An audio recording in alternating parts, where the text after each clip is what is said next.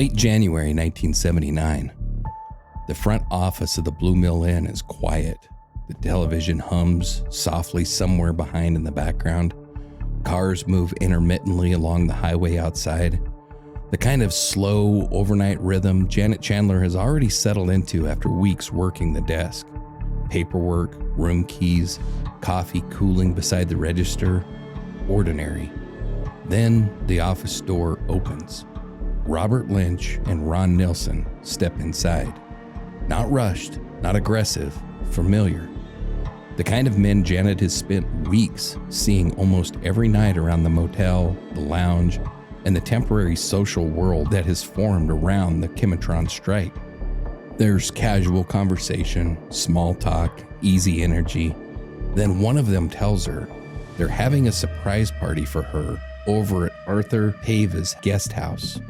Just a small gathering, a few people, some drinks, a chance to relax after work. Janet hesitates briefly, not because the invitation sounds dangerous, but because she's working. But by this point, the boundaries between work life and social life at the Blue Mill Inn have already started dissolving.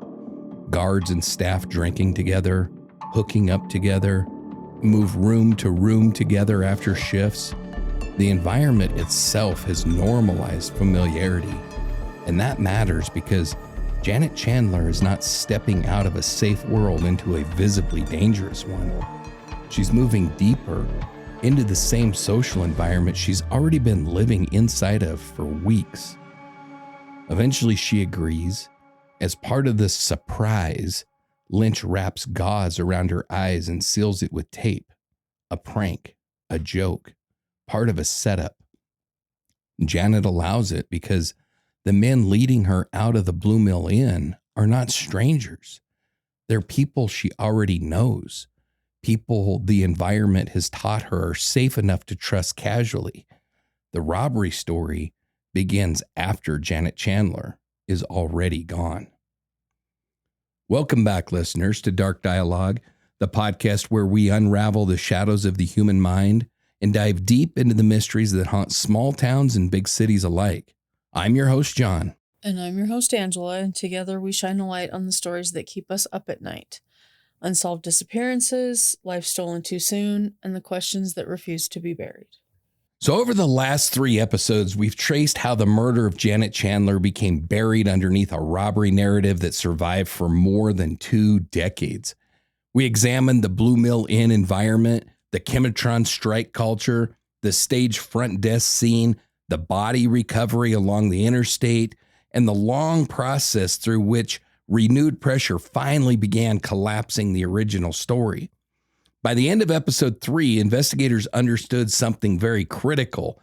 Janet Chandler had not been abducted during a robbery.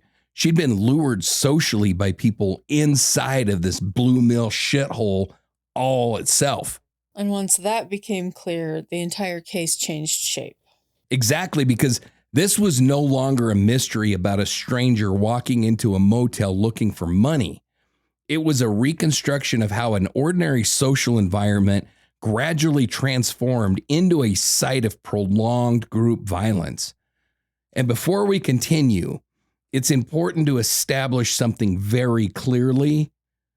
What you're about to hear is based on witness testimony, confessions, appellate records, investigative findings, and corroborated elements repeated across multiple different accounts. But even now, decades later, there are still inconsistencies and gaps inside the full chronology. So our goal here is not theatrical certainty, it's disciplined reconstruction. And I think that distinction matters in a case like this because the real horror isn't hidden inside graphic detail. It's in how ordinary some of this looked to the people involved while it was happening.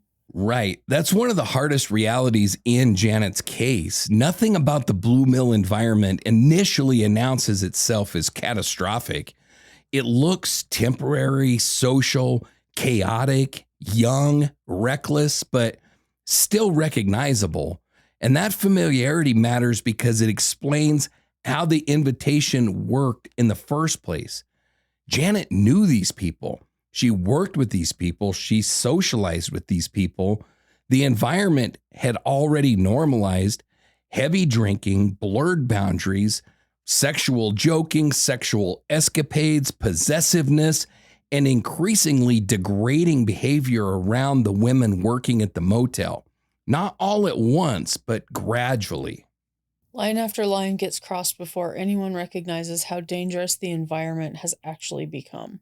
And that's the deeper story that's underneath this case. Not simply violence, but normalization. Nobody walks into the Blue Mill office that night openly announcing, "We are committing murder." Instead, what investigators eventually uncover is something much more disturbing.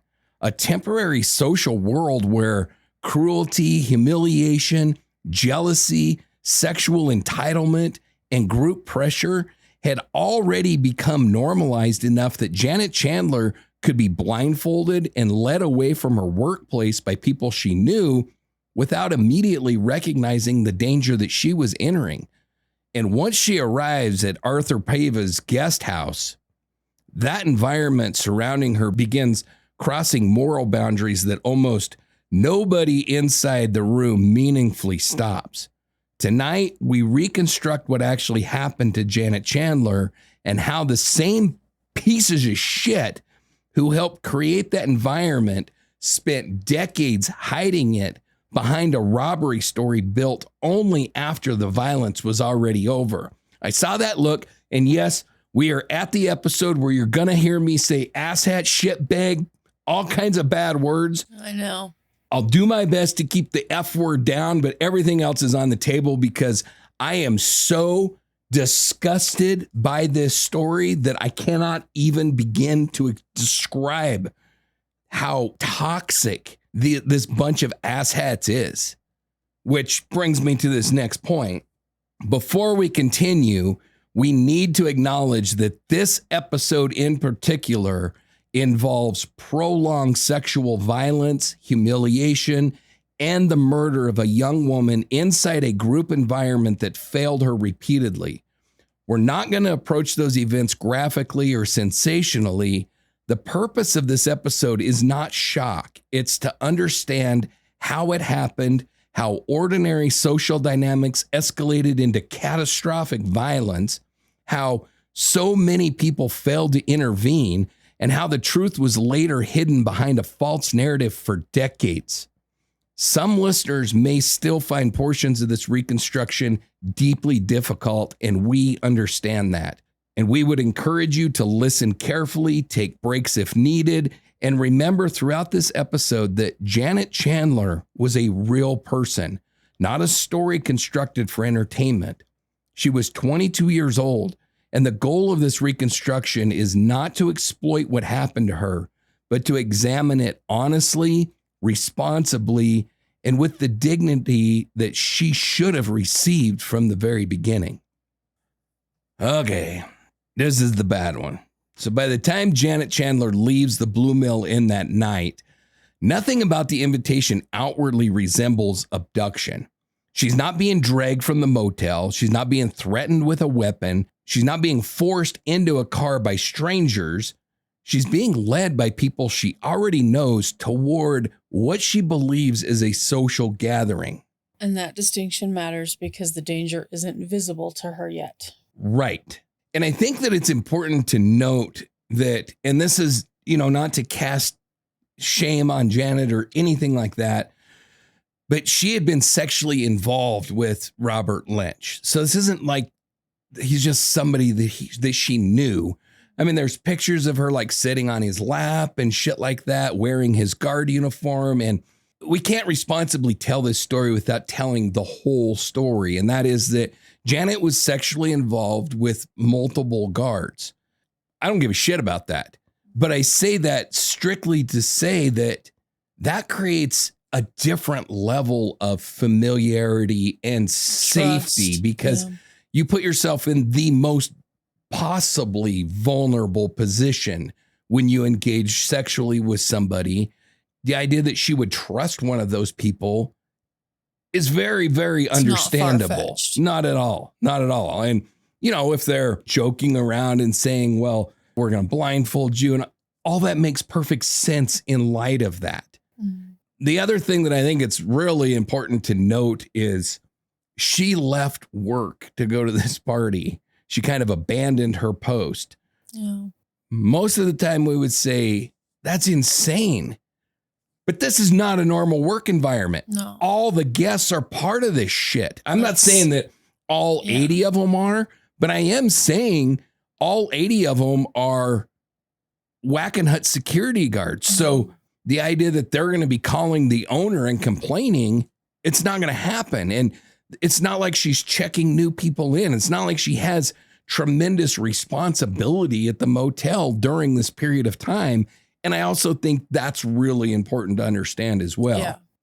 You know, the environment around Janet has already normalized the heavy drinking, all the shit that we've talked about, the impulsive hookups between all the different characters that are acting in all of this. So when she agrees to go to the surprise party, she's not stepping outside of that social world.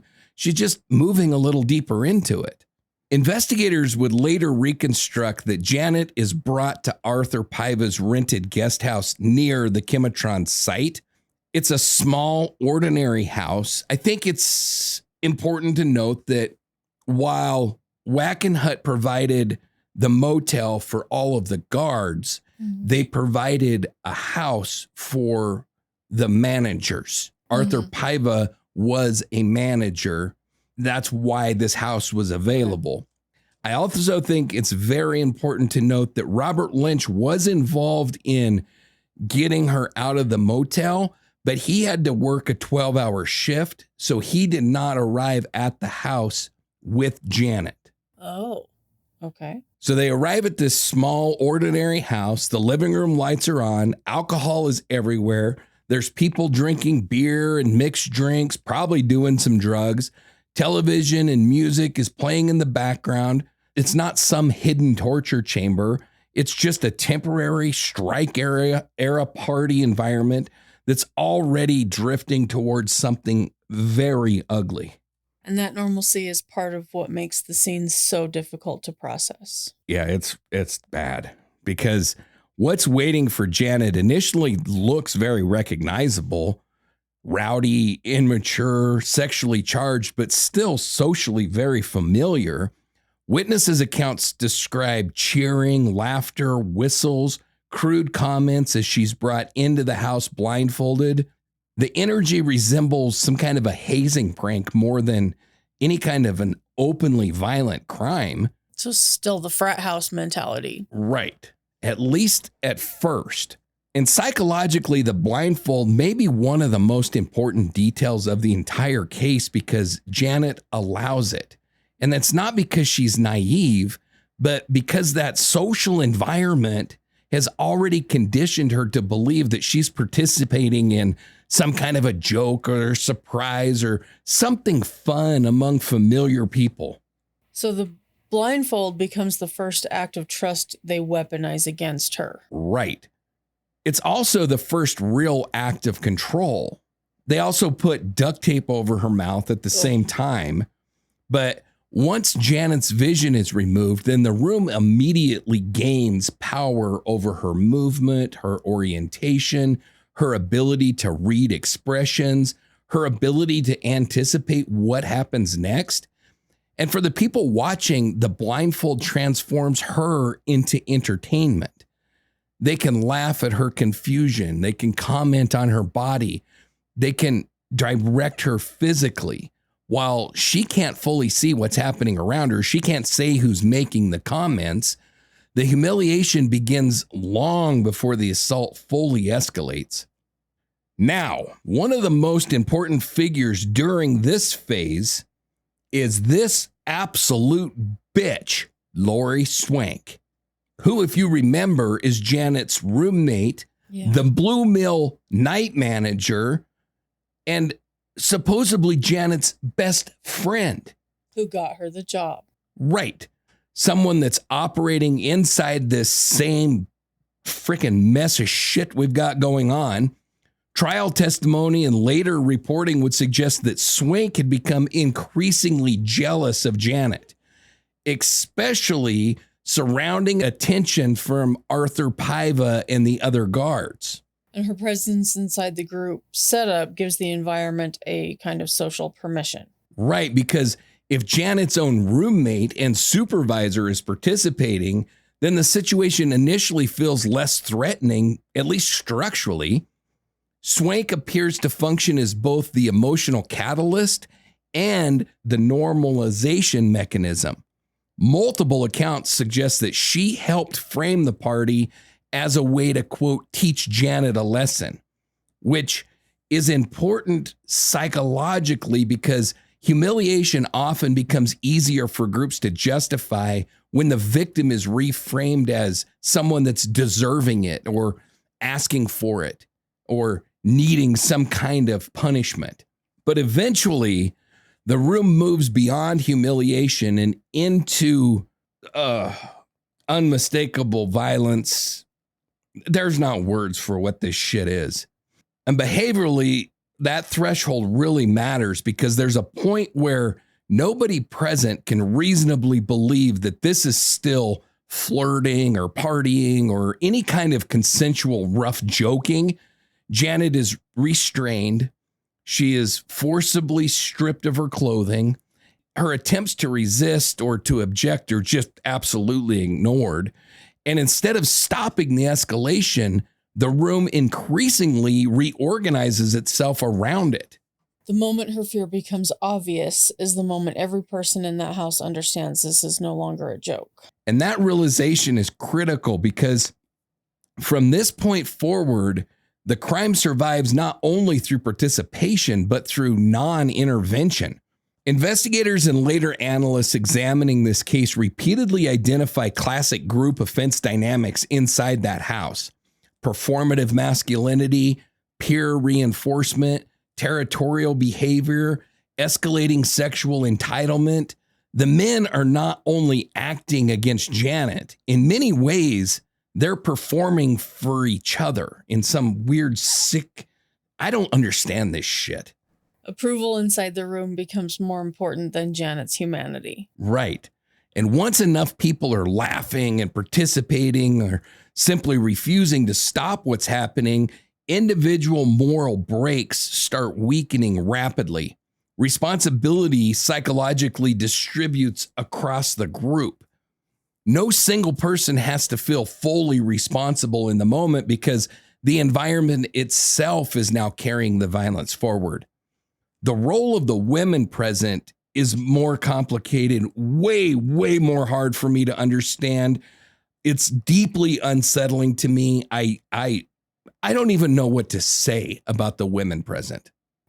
It's deeply uncomfortable. Some of them actively participated in the humiliation. That bitch Lori Swank is one of them, mocking Janet. They all failed to intervene meaningfully, even as the violence escalated. And later, many minimized their roles inside the events that night. But that doesn't mean the dynamics are simple. No, the women inside the house are also operating within a male-dominated strike culture, the unstable relationship hierarchies, social dependence on the same men that are escalating the violence. That doesn't erase responsibility, but it does matter behaviorally because some of what's happening here involves internalized misogyny, survival positioning, jealousy, fear, and the alignment with the dominant group inside that room. I will say that several of the women were told that if they ever said anything, this is what was going to happen to them next. Right. That does not excuse any of this shit. But it's the same story. One of the most disturbing realities in the Janet Chandler case is that the violence does not unfold as one interrupted explosion. This shit goes across hours. People drift between the rooms. They drink more alcohol. They watch television. They hold side conversations. They move in and out of the assault environment. There's lulls. There's moments where someone could have stopped this shit. They could have taken Janet out of the house. They could have called the police. They could have broken the momentum in that room. But over and over again, nobody does. None. And that's where the true moral collapse of this environment really becomes visible, not just in the acts of violence themselves, but in the repeated decision by everyone present to adapt to the violence instead of stopping it. I cannot get my head around this shit. I cannot get my head around it. It's a good thing that you can't. This is so far beyond normal. I mean, this really makes you question humanity. All these stories do. All of them. They do, but this one stands way by itself. Okay. Just simply because you're not talking about some perverted freaking whack job or even a group of whack job like the Chicago Ripper crew. You're talking about a group of normal people who just accepted it as it was happening. Like, not everybody knew what was going to happen. They knew that Janet was going to get taught a lesson. Okay, well, I don't know what that means. Myself, I'm probably not going to even be there if I hear that, because it's not something that would interest me. But it's also not something that would raise my alarm to Janet's about to get raped and murdered. Yeah. But yet, when it starts happening, nobody does shit. I know. Now, we need to be very careful not to fictionalize Janet's inner thoughts during this time, but behaviorally, the trajectory becomes painfully clear. The initial confusion gives way to recognition, obviously. Familiar voices become threatening.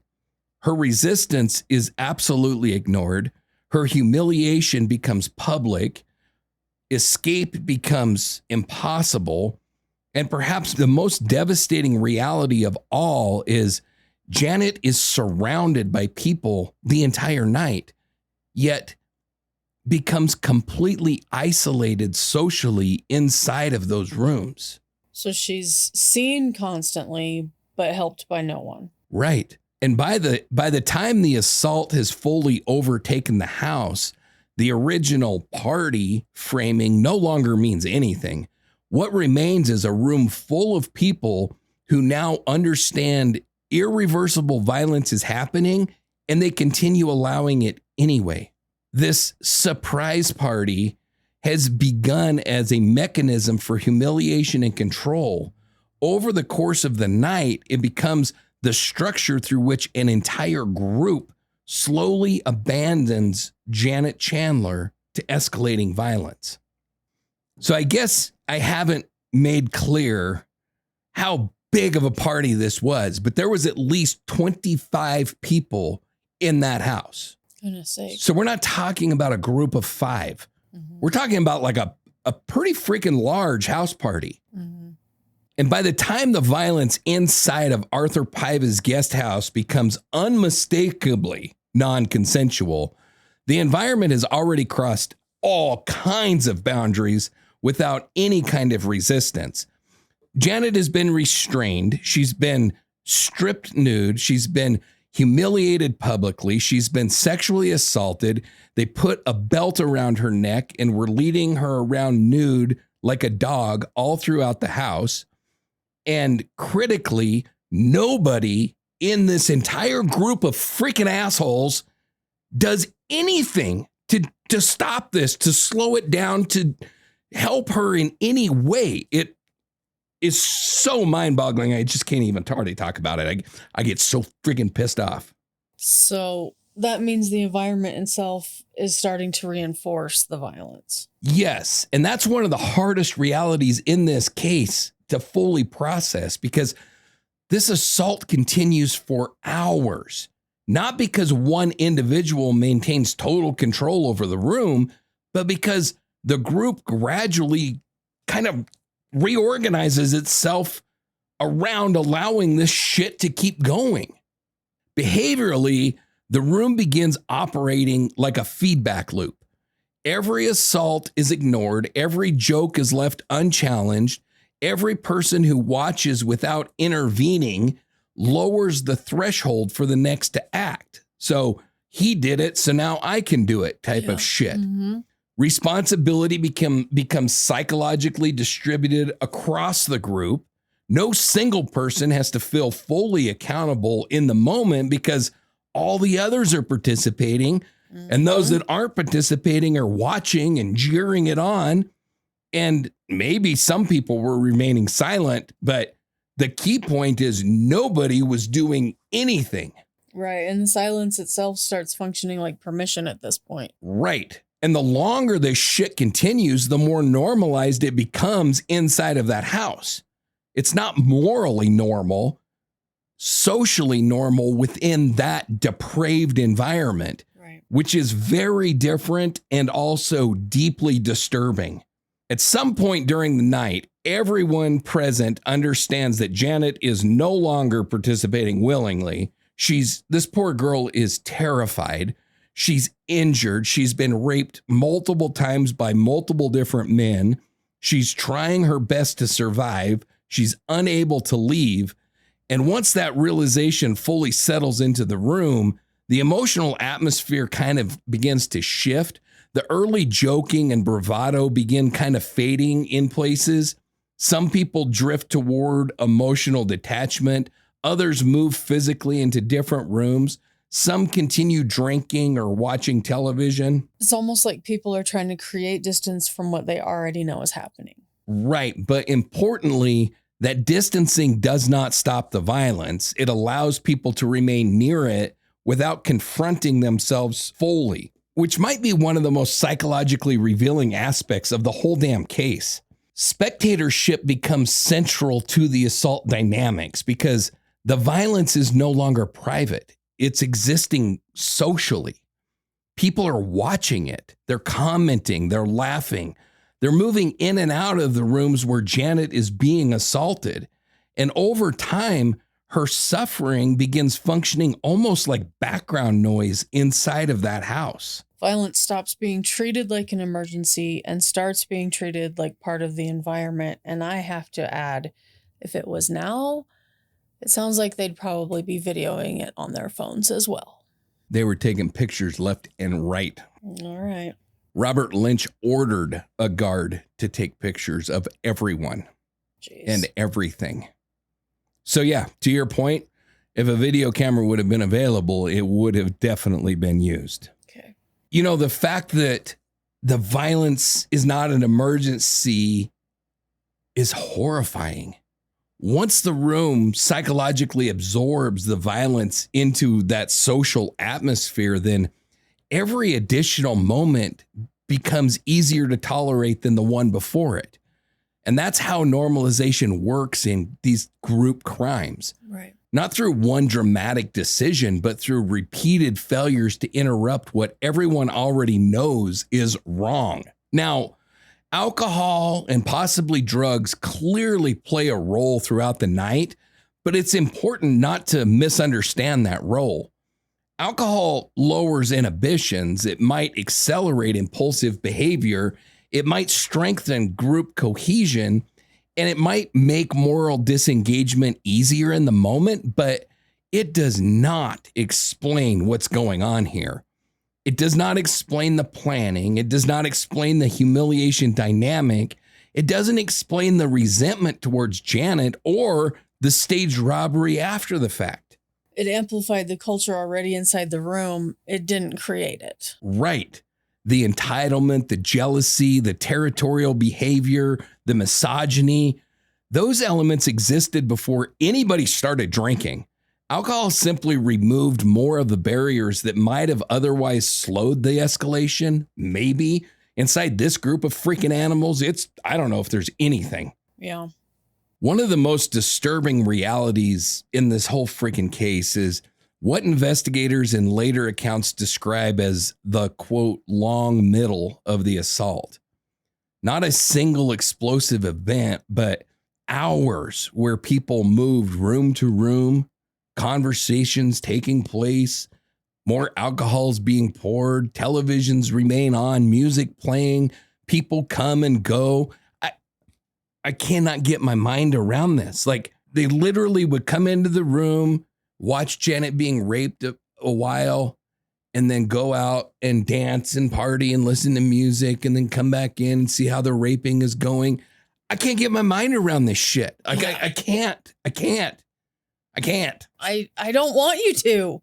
And all the while, Janet remains trapped inside of that same environment. And every transition becomes another missed opportunity to stop what's happening. Right.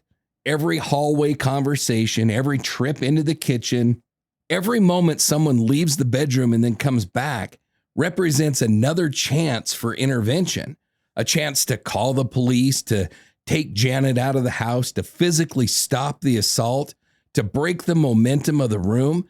But over and over again, those opportunities pass unused. And I think it's really, really important to reinforce that this is happening in the manager's house. Mm-hmm. He's the piece of shit that's orchestrating this. With her manager.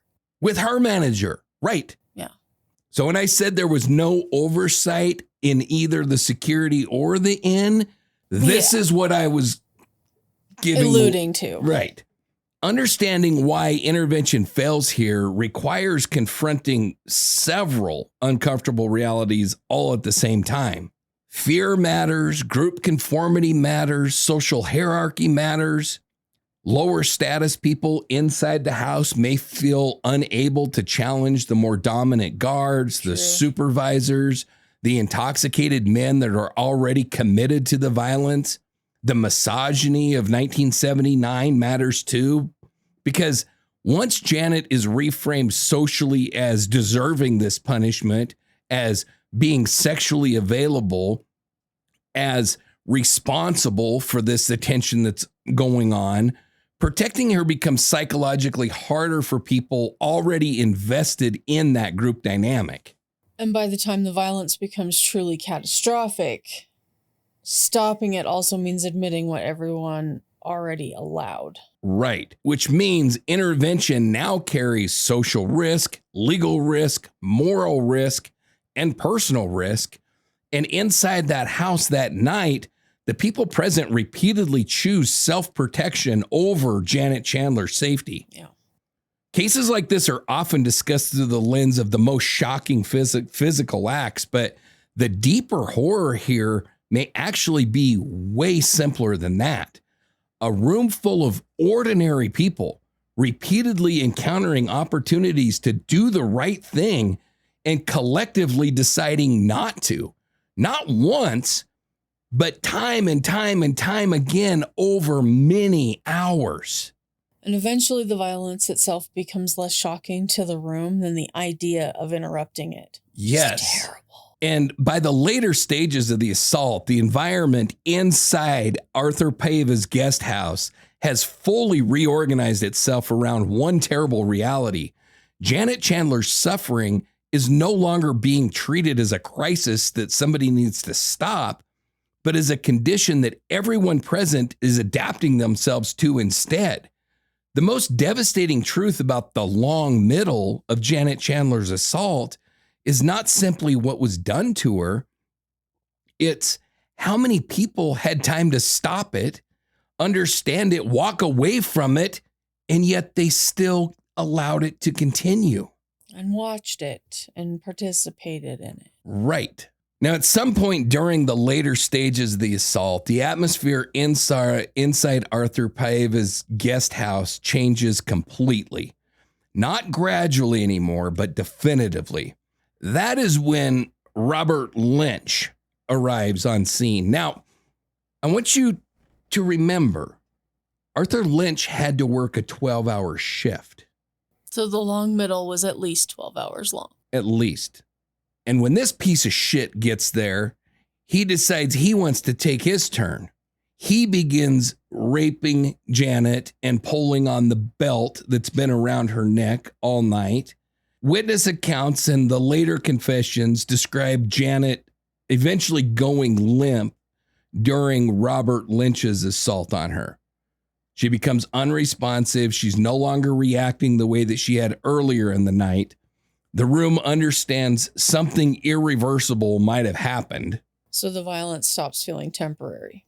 Right. Up until this point, people inside the house have repeatedly crossed boundaries while still psychologically behaving as though the situation can somehow continue existing inside the logic of a party, which I can't understand. But once Janet stops responding, that illusion collapses. The room is no longer dealing with humiliation, assault, reckless escalation. It's confronting the possibility of death. So Robert Lynch would later admit to strangling Janet with the belt and beating her during his assault. Jeez. Other witnesses' accounts describe a moment where the room's energy suddenly shifts. Less noise, less laughter, more silence, more swearing, people staring at one another, trying to understand what happens next.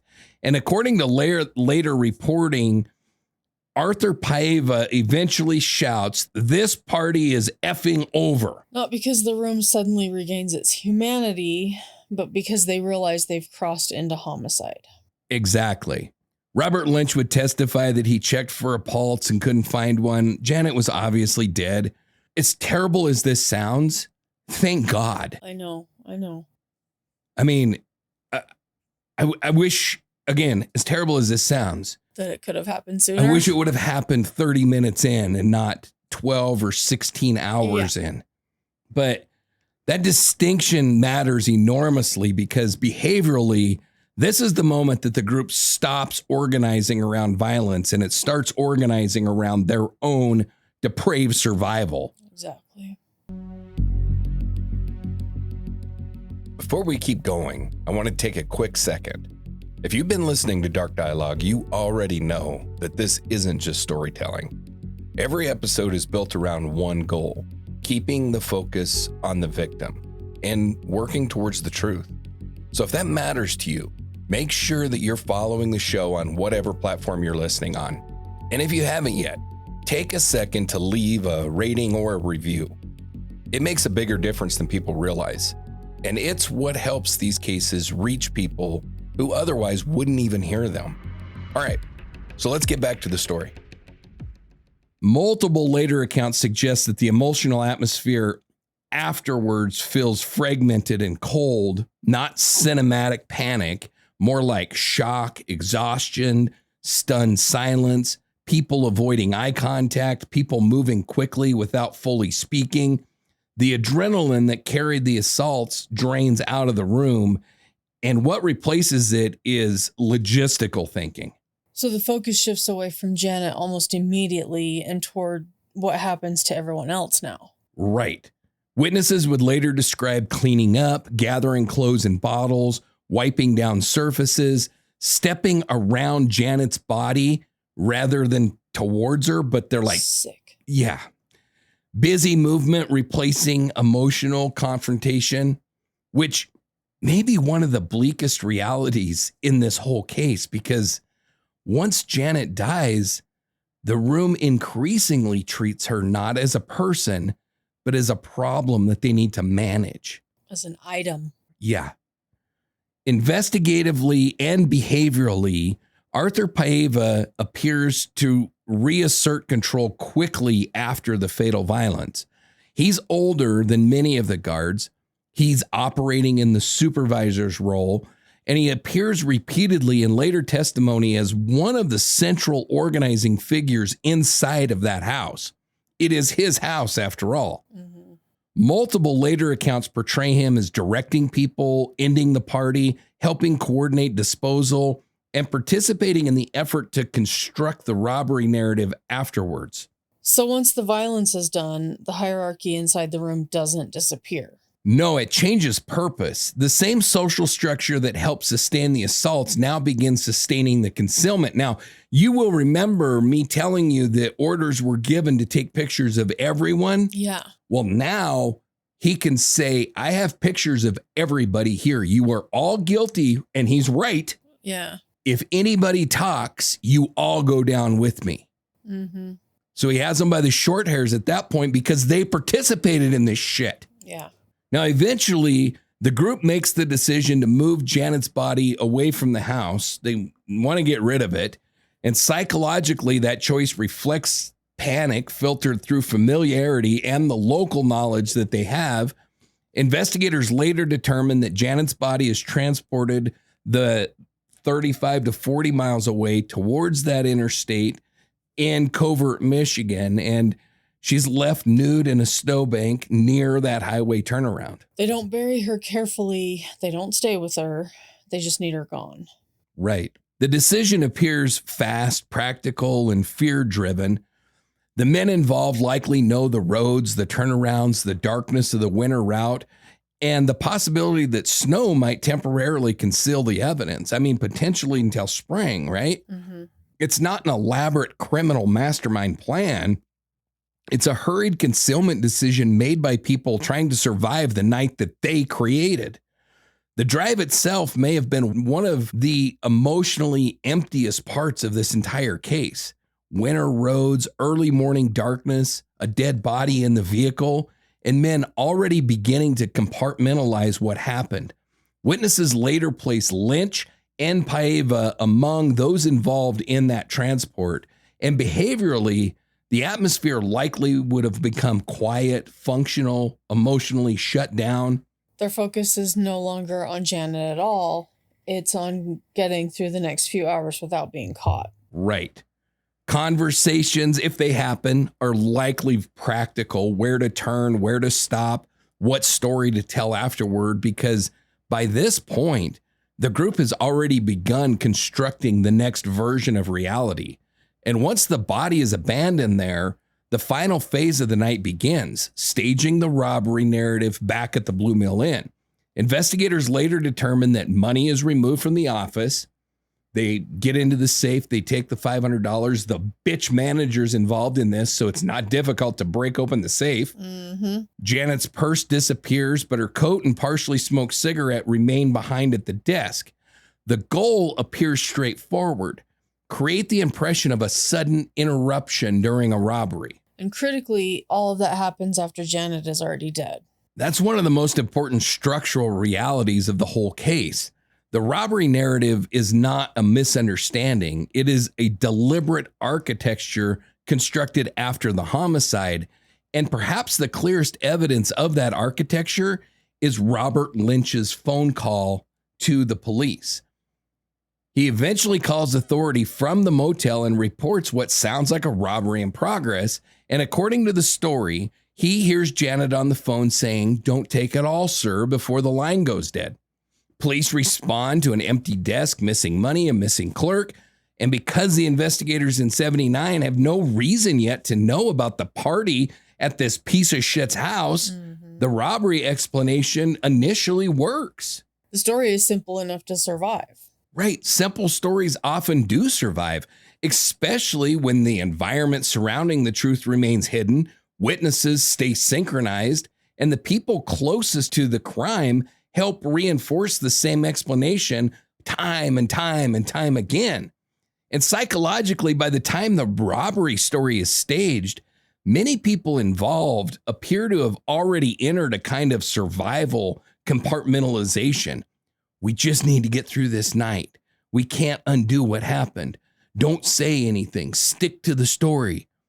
Individuals later minimize their own roles by saying shit like, "I didn't kill her.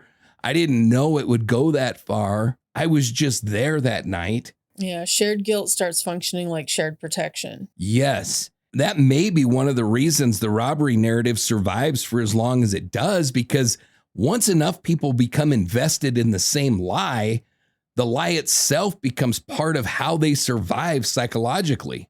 Cases like this are often remembered primarily for the violence itself, but in Janet Chandler's case, the concealment matters just as much. That drive, the snowbank, the staged office, the phone call, those are not side details. They are the final coordinated acts of the crime. The assault ends when Janet dies. The deception begins immediately afterwards. Exactly. And for more than 25 years, that deception works. That's insane. It is insane. It's so hard for me to understand this because the typical rule in true crime, and we do this all the time. I investigate all the time. The rule is the old adage, two can keep a secret if one of them's dead. Yeah. How do you get 25, at least 25 people to keep this shit secret for 25 years? Exactly. And single-handedly kept the alcohol business in business. They did. Right. But the deception worked not because the robbery story was especially sophisticated, but because it was simple and it was socially reinforced. And it was built inside an environment where nearly everyone closest to the truth had reason to protect the truth. Janet's murder did not end in Arthur Paiva's guest house. It evolved there from prolonged violence into a carefully sustained lie designed to bury the truth of what had really happened that night. Like we kind of talked about, one of the most difficult questions in this case is not simply how in the hell could something like this happen, but how did so many people carry the truth for more than 25 years without fully exposing it? Because by the time Janet's body is found along that interstate, the violence itself is already over. What begins afterward is something different. The long maintenance of silence. And that silence becomes almost as structurally important as the crime itself. Right, because the robbery narrative doesn't survive for decades through one perfect lie. It survives through repetition, fear, fragmented memory, mutual protection, and people learning how to somehow learn how to psychologically live beside what happened and what they did. It's called booze and drugs. It's called freaking something. More than anything else, the silence surrounding Janet's murder appears sustained by one central force, and that is mutual incrimination. Too many people know too much. If the full truth surfaces, it does not expose one isolated offender. It exposes multiple assaults, multiple participants, multiple witnesses, and a coordinated cover-up afterwards. So telling the truth doesn't just threaten one person, it threatens the entire social structure built around the lie. Right. And that creates a kind of collective survival psychology. The people connected to the Blue Mill environment become emotionally trapped together by what they know. Because once one person fully talks, then everyone becomes vulnerable. But surviving legally is only part of the story. The other question is, how do people survive psychologically after participating in or witnessing something like this? And behaviorally, many of the mechanisms appear familiar: minimization, compartmentalization, blame shifting, emotional numbing. Over time, the language softens. It got out of hand. It was a party that went too far. I didn't really do anything. People slowly reshape the story into something they think they can live beside. Right. And that reshaping matters enormously because memory is not factual. It's protective. Repeating the robbery story for decades allows people to remember the cover story narrative, the rumors, the softened version, instead of confronting the actual reality under it. Like you've said multiple times, in some cases, the emotional strain appears to surface through alcoholism, isolation, emotional deterioration. Robert Lynch later speaks broadly about regretting his entire life, which I could give a shit less. Too little too late, dude. Yeah. Others reportedly avoid discussing the case entirely for decades. Some relocate across the country, build families, create entirely new identities away from Holland. But none of that actually removes the crime. No, it only buries it beneath ordinary life. And that may be one of the most unsettling realities, is that people can build decades of seemingly normal existence on top of catastrophic moral injury. I mean, it doesn't get much worse than this. No. The silence surrounding the women connected to the case is especially complicated. Some women present that night later minimize their roles. They deny the details or they avoid fully confronting what they witnessed. But understanding that silence requires nuance. Because their silence isn't passive, it's tied to fear, hierarchy, shame, and survival too. I would say yes to most of the women. This Lori bitch, no. Okay. But women operating inside of that Blue Mill environment were navigating dependence on the same men that were involved in the assaults, unstable social positioning, fear of becoming scapegoats, and in some cases, their own participation in humiliating Janet, which creates another painful reality. Telling the truth would also mean re-indicting themselves morally and socially. Mm-hmm. The Blue Mill and Chematron strike environment also continue protecting the lie long after Janet's death. The workforce is temporary, it's highly mobile, it's socially insular. When the strike eventually ends, guards scatter across the country. By the time investigators revisit the case decades later, people connected to the Blue Mill are spread across numerous states. So the environment that created the crime essentially dissolves before investigators can fully map it. Exactly. The Blue Mill ecosystem functions almost like a launch point. It creates the relationships, the loyalties, the violence, and the shared secret, and then it disperses everyone outward carrying pieces of the story with them. And it's also important to understand that the original investigators in 79 were operating inside significant limitations. They arrive at a motel where money's missing, a clerk has vanished, a witness reports hearing a robbery over the phone. Structurally, the robbery framework makes sense initially. And once that framework locks in, everything starts getting interpreted through it. Right. And investigators in 79 don't have modern DNA tools. Yeah. They don't have advanced behavioral analysis around group sexual violence or a full understanding of how socially closed the Blue Mill environment had become.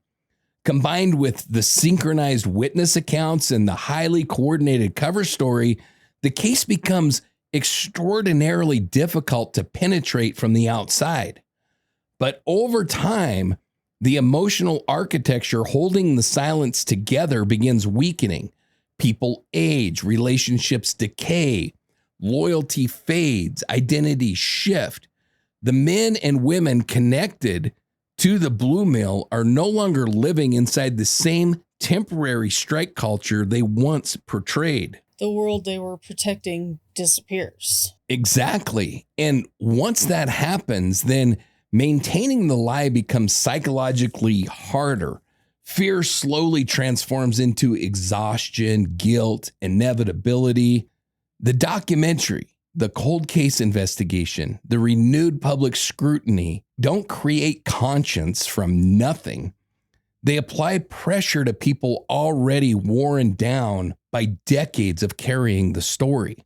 Cases like Janet's force us to confront very difficult truths about group violence, not only about offenders, but about spectatorship, passivity, and silence, because crimes like this do not survive through violence alone.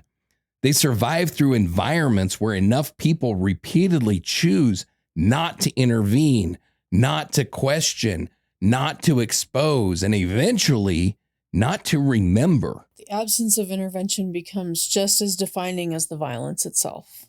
And maybe that's the deepest lesson in this case. Group crimes don't only depend on people willing to commit violence. They depend on people willing to psychologically adapt to that violence afterwards. And ultimately, the robbery narrative costs everyone something. It cost Janet's family decades without the truth. It cost investigators decades chasing the wrong framework. It cost witnesses decades living beside buried guilt and fractured memory.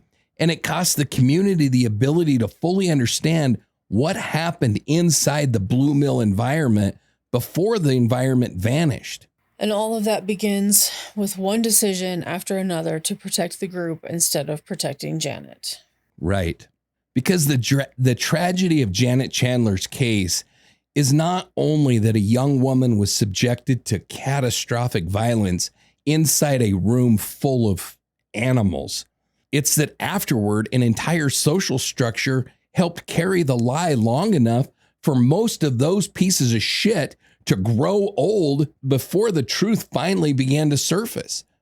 For more than 25 years, the robbery story allowed people connected to Janet Chandler's murder to keep living forward. Janet Chandler was the only person that was denied that chance. In February of 2006, more than 26 years after Janet Chandler disappeared from the Blue Mill Inn, authorities arrest 6 people connected to her murder across multiple states. Arthur Paiva, Ronald Nilsen, Michael Parker, Joe Williams, Robert Lynch, and Lori the Bitch Swank.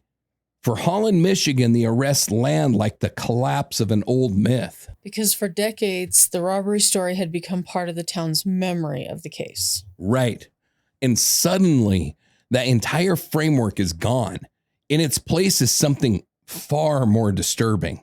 A prolonged group assault, a homicide, and a coordinated deception that survived for nearly 3 decades. Emotionally, the arrests feel less like a twist and more like an overdue rapture.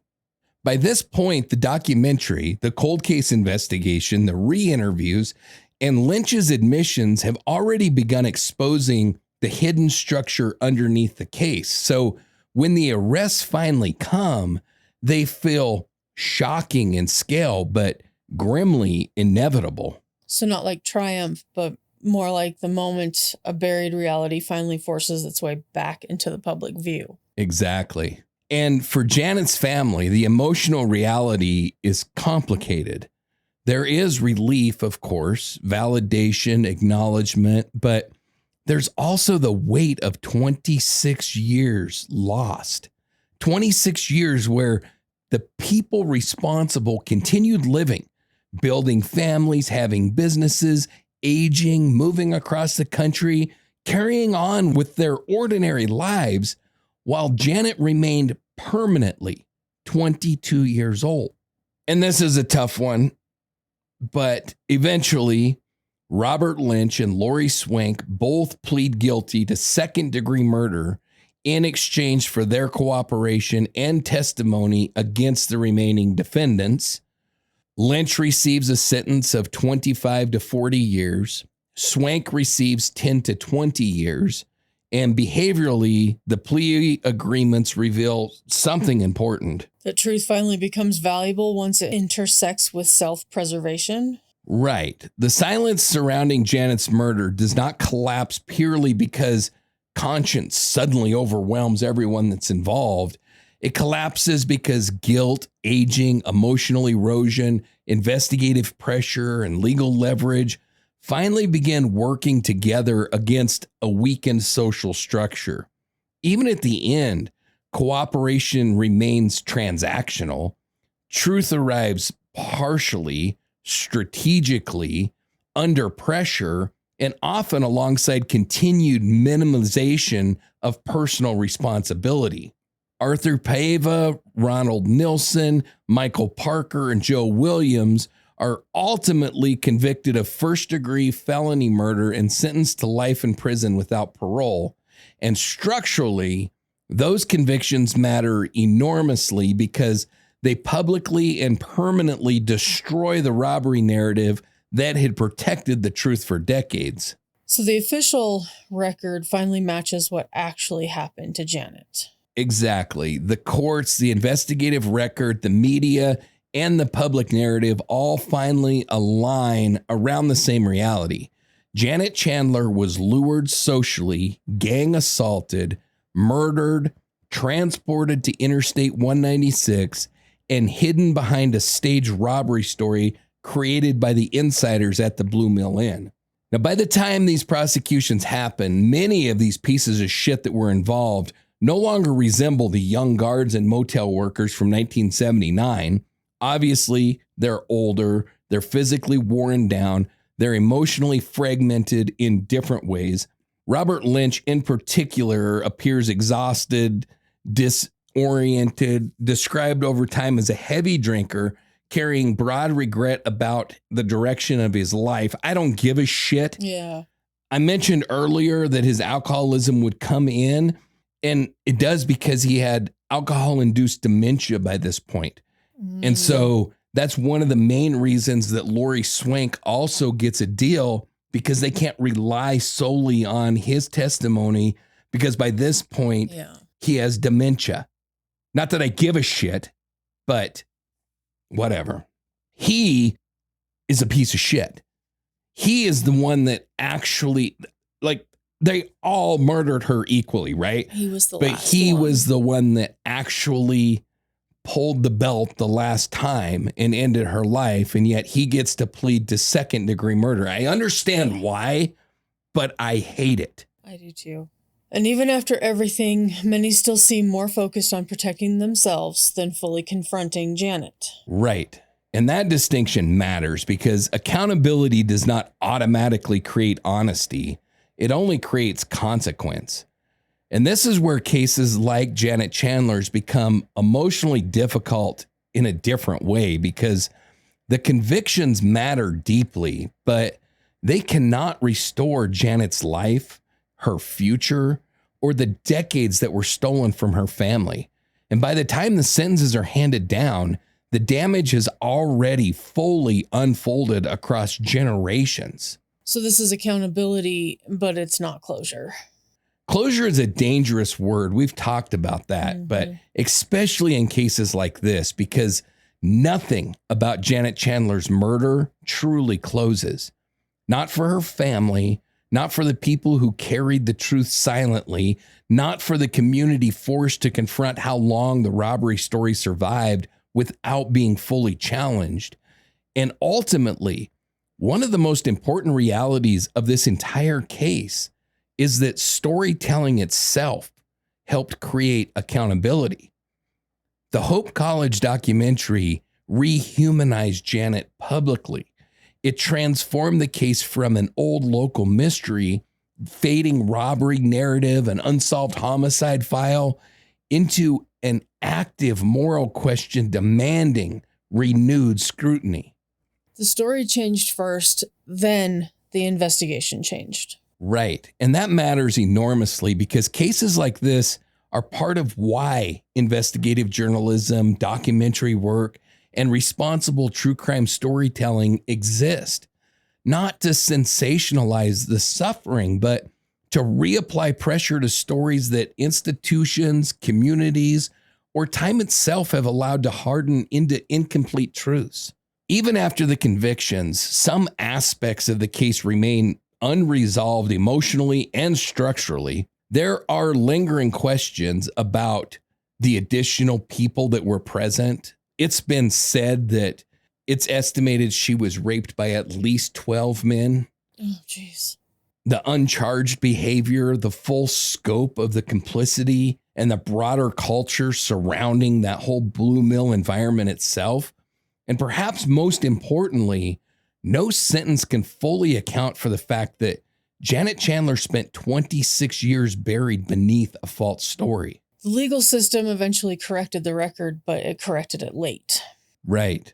Too late to save Janet, too late to stop decades of silence, too late to prevent the people involved from living most of their adult lives before accountability arrived.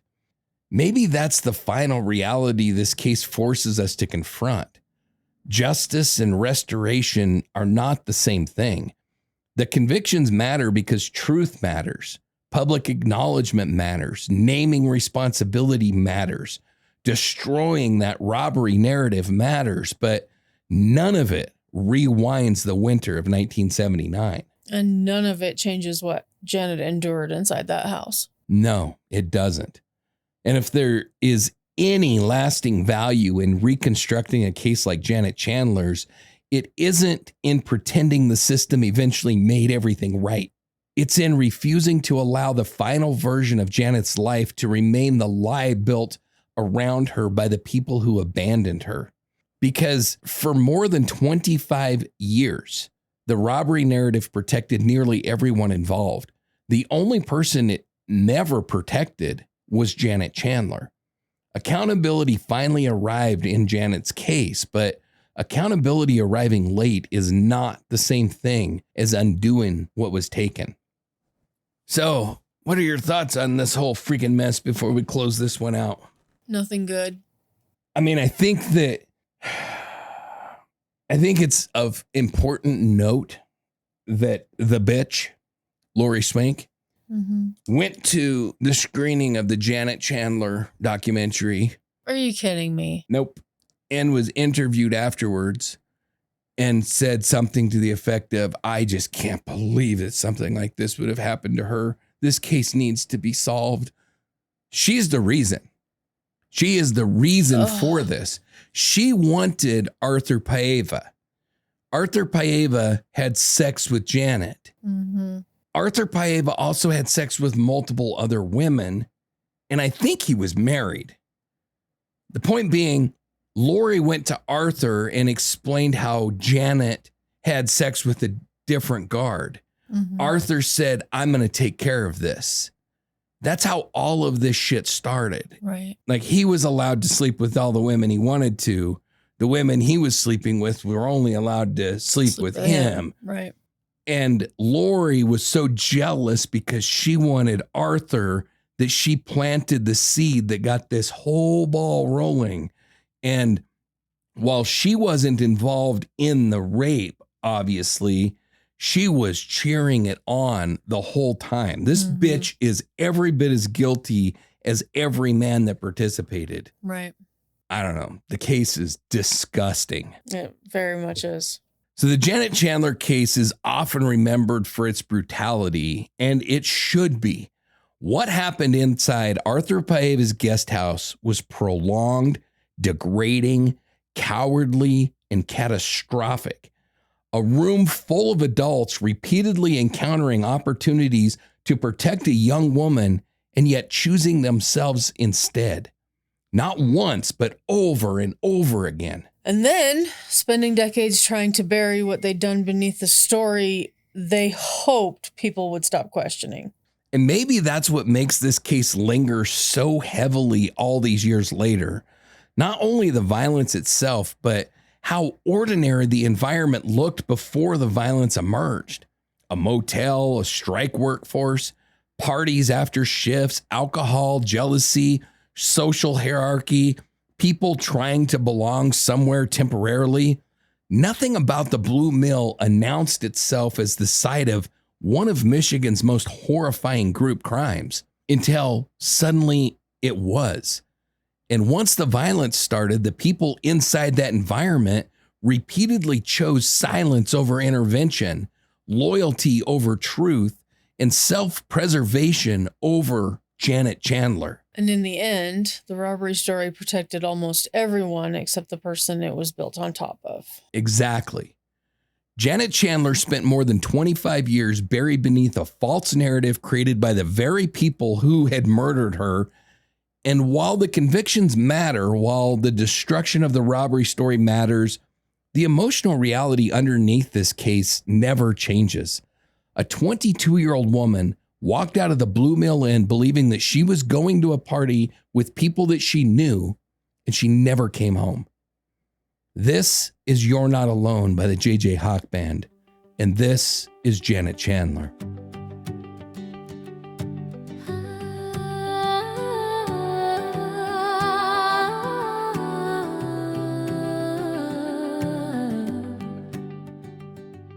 There are some cases where the violence is so overwhelming that people eventually stop seeing the victim clearly. The crime becomes larger than the person. The mythology grows, the headlines grow, the horror grows, and slowly, almost without realizing it, the victim themselves disappears underneath the scale of what happened to them. That cannot be the final outcome for Janet Chandler.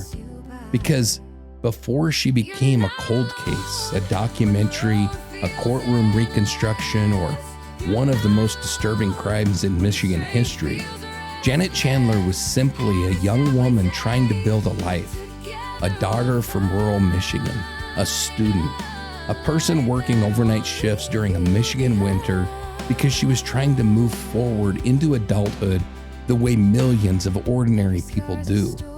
And maybe that's the part of what makes this case so emotionally unbearable. There is nothing mythical about Janet's life before the violence. No secret criminal world, no dangerous double life, no grand conspiracy surrounding her. Just a young woman entering a temporary social environment she believed she understood. That's all. And the people who felled her were not hidden predators emerging from the darkness. They were people standing beside her already. People she joked with, worked around, recognized, trusted enough not to fear. That betrayal matters because Janet Chandler's murder is not simply a story about violence. It's a story about what happens when human beings slowly stop recognizing another person's humanity in real time. Not instantly, gradually.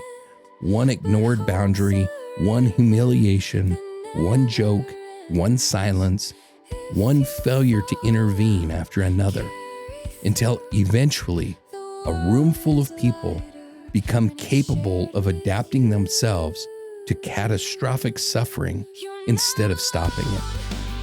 And afterward, instead of confronting what they had done, they built a story designed to protect themselves from the full moral weight of it. That may be the darkest part of all. Not only that Janet was abandoned inside that house, but that afterwards she was abandoned again. Inside interviews, inside silence, inside the robbery narrative, inside decades of partial truths and minimized memories. For more than 25 years, the public version of Janet Chandler's death concealed the fact that she had been socially isolated and destroyed by people who knew her personally. That truth matters because Janet did not vanish into random violence. She was felled systematically by an environment that normalized cruelty faster than anyone inside it was willing to confront. And maybe that's why this case continues to endure. Not because it's sensational, but because it forces us to confront uncomfortable realities about group behavior, spectatorship, loyalty, silence, and the terrifying human ability to adapt morally to things that should never become normal, especially when social belonging becomes more important than courage. And even after everything, after the trials, the confessions, the documentaries, the appeals, the headlines, and the decades of silence finally breaking, the most important thing to remember is still painfully simple. Janet Chandler should have lived. She should have grown older. She should have had a chance to become a mother, a grandmother, a retired woman telling stories about a strange temporary job she worked in the winter of 1979.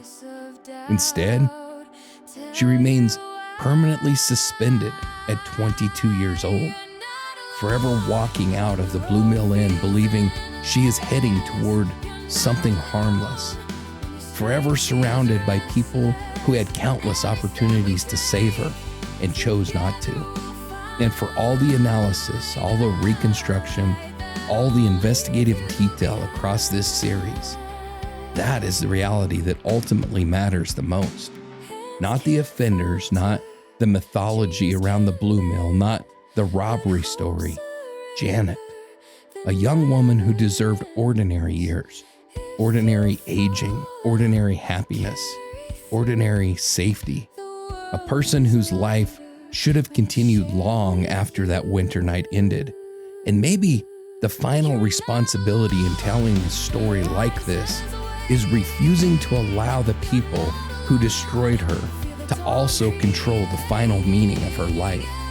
Because Janet Chandler was more than what they did to her. She was here, she mattered, and she deserved far better from the world that surrounded her.